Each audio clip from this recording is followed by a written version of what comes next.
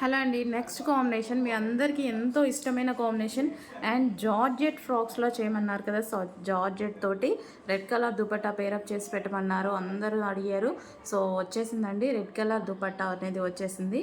So మనకి దుపట్టా అనేది మంచి బాందిని దుపట్టా అనేది ఇచ్చాము. సో ఈ విధంగా 2.25 మీటర్స్ బాందిని దుపట్టా ఇచ్చేసి pure georgette chicken work.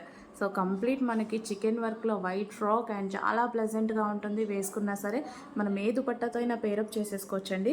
So ఇది వచ్చేసి మనకి జార్జెట్ ఫ్రాక్, చాలా సూపర్గా ఉందండి, చాలా బాగుంది. బయట కూడా వేసుకోగానే చాలా మంచి లుక్ అనిపించింది.